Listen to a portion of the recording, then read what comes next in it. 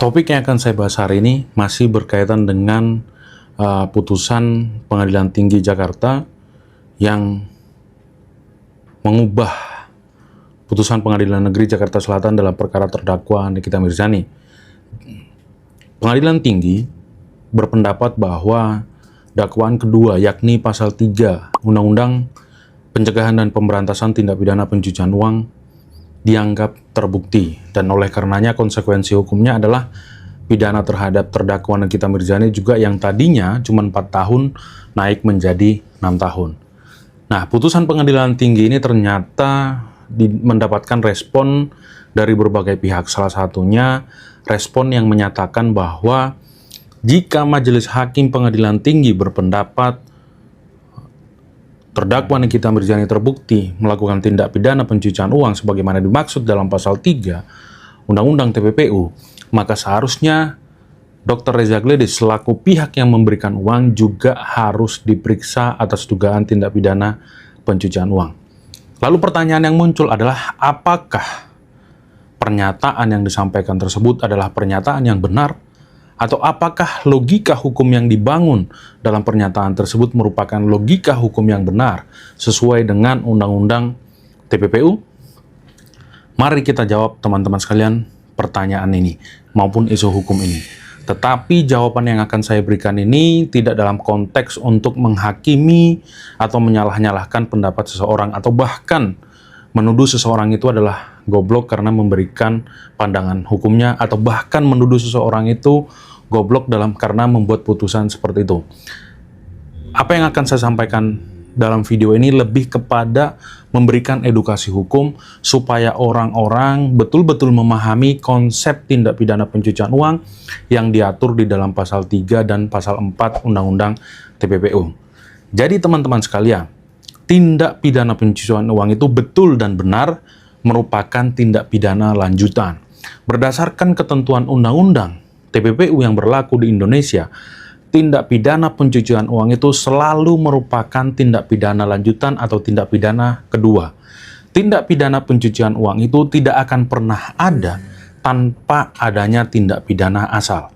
Tindak pidana asal yang dimaksud dalam tindak pidana pencucian uang itu sudah ditentukan dalam pasal 2 ayat 1 Undang-Undang TPPU. Jika salah satu tindak pidana yang terjadi itu termasuk kepada kategori tindak pidana pencucian uang, maka ketika seorang pelaku tindak pidana menyamarkan atau menyembunyikan harta kekayaan yang bersumber dari pasal tindak pidana yang dimaksud dalam pasal 2 ayat 1, maka terhadap seseorang tersebut dapat dikenakan ketentuan pidana dalam pencucian uang sebagaimana dimaksud dalam pasal 3 dan pasal 4 Undang-Undang TPPU. Artinya teman-teman sekalian, apabila seseorang itu mau didakwa melakukan tindak pidana pencucian uang, ada kewajiban untuk membuktikan atau menyebutkan tindak pidana asalnya. Kalau kita berbicara tentang pasal 69, bahwa dalam penyidikan, penuntutan, dan pemeriksaan di sidang pengadilan dalam perkara tindak pidana pencucian uang tidak wajib dibuktikan mengenai tindak pidana asalnya, itu adalah ketika terjadi pemisahan penuntutan. Tetapi ketika yang dilakukan itu adalah penggabungan penuntutan dengan mengacu kepada ketentuan pasal 75 Undang-Undang TPPU, junto pasal 141 KUHP, maka ketentuan dalam pasal 69 mengenai tindak pidana asalnya tidak perlu dibuktikan tidak berlaku. Dengan demikian maka tindak pidana asalnya harus dibuktikan. Kalau kita lihat perkara terdakwa Nikita Mirzani ini, penuntut umum menunjuk bahwa tindak pidana asalnya itu adalah dakwaan pertama ke-1 atau kedua, yakni berkaitan dengan tindak pidana pemerasan sebagaimana dimaksud dalam pasal 45 ayat 10 atau pasal 369 KUHP. Nah, Majelis Hakim pada tingkat pertama maupun tingkat kedua sepakat bahwa terdakwa Nikita Mirzani ini terbukti melakukan tindak pidana sebagaimana dimaksud dalam dakwaan pertama ke-1. Tetapi ada perbedaan pendapat berkaitan dengan dakwaan keduanya, yakni mengenai pasal 3 Undang-Undang TPPU. Hakim tingkat pertama berpendapat bahwa dakwaan kedua pasal 3 TPPU-nya tidak terbukti, sedangkan hakim pada tingkat kedua atau tingkat banding berpendapat pasal 3 Undang-Undang TPPU-nya terbukti.